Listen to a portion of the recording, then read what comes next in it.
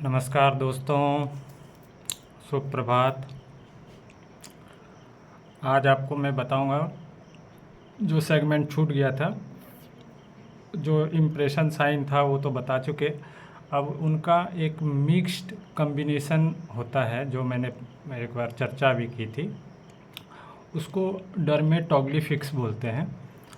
और ये जब मिक्स्ड साइन 10 उंगलियों पे देखना है कि कितने पे कौन सा साइन आ रहा है और कितने पे कौन सा साइन आ रहा है, फिर जो उसका कॉम्बिनेशन होगा, तो जब भी किसी भी पेयर को आप देखेंगे तो उस पेयर के आने के बाद वो व्यक्ति जो है आम नहीं रह जाता है, वो विशेष हो जाता है, खास हो जाता है और द्वितीय व्यक्तित्व बन जाता है उस व्यक्ति का, और यूनिक आइडेंटिटी उसकी मानी जाती है। तो अभी देखेंगे कि कौन कौन सा कॉम्बिनेशन बनेगा। तो फर्स्ट में हम देखते हैं कि कुछ उंगलियों पे चक्र रहेगा और कुछ उंगलियों पे शंख रहेगा। यानी चक्र और शंख का जब कॉम्बिनेशन आएगा तो व्यक्ति बुद्धिमान होगा, मिलनसार होगा, स्वतंत्र दृष्टिकोण रखेगा और द्वितीय जीवन में अपना अलग राह बनाएगा, सफल बिजनेसमैन होगा, सफल मैनेजर होगा। उसी तरह अगर दूसरा कॉम्बिनेशन चक्र और आर्च का आता है तो उस तरह के व्यक्ति के स्वभाव में कठोर संघर्ष उसको झेलने की क्षमता होगी, विचार बड़े होंगे उसके, और पूरी करने के लिए, कोई भी विचार को पूरा करने के लिए वह बहुत कठिनाइयों का सामना कर पाएगा और उसको करना पड़ता भी है। तीसरा है शंख और आर्च का कॉम्बिनेशन आएगा तो वो सेवा भावी होगा, सेवा भाव रखता होगा, स्वभाव से बहुत सीधा होगा, मददगार होगा। मेडिकल लाइन में वो आगे जा सकते हैं और हीलर बन सकते हैं, जिसको बोलते हैं कि इसकी बात लग जाती है, सलाहकार, मतलब सोशल वर्क बहुत अच्छा करेगा, मेंटर बन सकता है वो किसी का, और तार्किक होगा और लोगों से उसके अच्छे संबंध होंगे और वर्सलिटी होगा उसमें। एक और एक कॉम्बिनेशन है टेंटेड आर्च और लूप। अगर आपके कुछ उंगलियों पे टेंटेड आर्च हैं और कुछ पे लूप हैं तो दोनों का कॉम्बिनेशन जब आएगा तो वह व्यक्ति गहरी संवेदनशीलता रखता होगा, समाज को वो अच्छे तरह से समझने वाला होगा, उसमें एक अद्भुत क्षमता होगी, बहुत ज़्यादा जोशीला होगा और व्यवहारिक होगा। एक और कॉम्बिनेशन है यिन यांग के साथ कोई अदर इम्प्रेशन साइन अगर आता है तो वह काफ़ी रचनात्मक होगा, रचना करने वाले लोग होते हैं, कुछ नए नई चीज़ों का रचना करते रहते हैं वो, और रचना के साथ साथ उनकी ज़िंदगी में बहुत ही शांति का संतुलन होता है। और जिसको कह सकते हैं आप कि क्रिएशन विथ कामनेस, कामनेस रहेगा उसके लाइफ में। तो ये सारे कॉम्बिनेशन थे। अब आपको मैंने बोला था कि आप पहले उंगलियों को पहचानें अपने हथेली में। तो उंगलियों को पहचानने से पहले मैं एक चीज़ बोलूँगा कि जो भी भाग्य और प्रारब्ध है हमारा, यानी फेट और डेस्टाइन जो भी है, जो भी ईश्वर ने लिखा है, उसको व्यक्ति अपने रोज़ के कर्मों से कुछ चीज़ों को वो सौभाग्य में चेंज कर सकता है।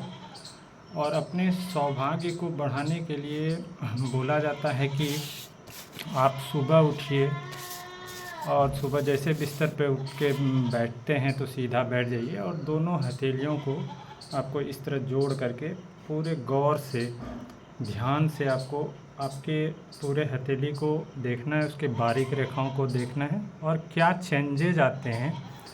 ऐसे बहुत कम चेंजेज आते हैं, लेकिन जो भी चेंजेज है उसको बड़े गौर से सुबह सुबह उठ करके देख करके, ऐसे दर्शन करके और उसके बाद सर से इसे घुमा के बिस्तर को छोड़ना चाहिए, तो उससे सौभाग्य आपका बढ़ता है। तो उसके लिए एक श्लोक है कि कहा जाता है कि कराग्रे वसते लक्ष्मी कर मध्य सरस्वती कर मूले तू गोविंदः प्रभाते कर दर्शनम। यानी सुबह सुबह उठ करके आप जब उंगलियों के शीर्ष को देखते हैं तो यानी लक्ष्मी जी का दर्शन कर रहे हैं। यहीं से लक्ष्मी क्रिएशन होता है, उंगली के सबसे ऊपर शीर्ष भाग से। और बीच भाग में आपकी सरस्वती यानी बुद्धि बैठी रहती हैं, उनको देखना चाहिए, माँ सरस्वती को।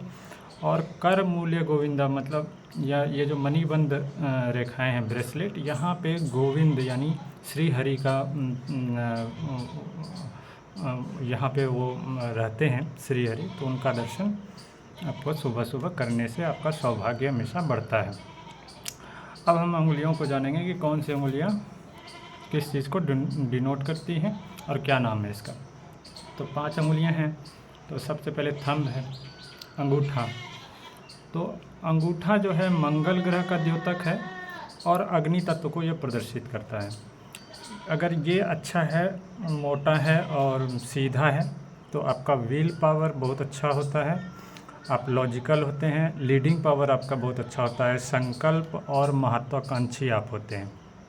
अगर उसके बाद दूसरी उंगली है इंडेक्स फिंगर, जिसको तर्जनी बोलते हैं, जिससे किसी को आप उंगली दिखाते हैं, यानी आपका महत्वाकांक्षा को ये दर्शाता है। तो ये उंगली बृहस्पति ग्रह का द्योतक है और वायु तत्व को ये प्रदर्शित करता है। अगर ये उंगलियां आपकी सीधी मोटी हैं तो आप ज्ञानी होंगे, महत्वाकांक्षी होंगे, नेतृत्व करने वाले होंगे, आत्मविश्वासी होंगे, धार्मिक भावना आप में होगी और उच्च पद को आप प्राप्त करते हैं। ये गुरु का भी द्योतक है, बृहस्पति ग्रह का, वायु तत्व को प्रदर्शित करता है। इसको तर्जनी उंगली बोलते हैं। अब आपका आता है मध्यमा उंगली, मिडिल फिंगर।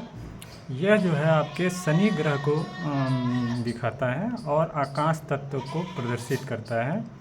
अगर ये उंगली आपकी मोटी और सीधी हैं तो आप काफ़ी अनुशासन प्रिय रहेंगे, धैर्य रहेगा आप में, जिम्मेदारी रहेगी, न्याय करने वाले होंगे, चुनौतियों का और संघर्ष का सामना करने वाले होंगे।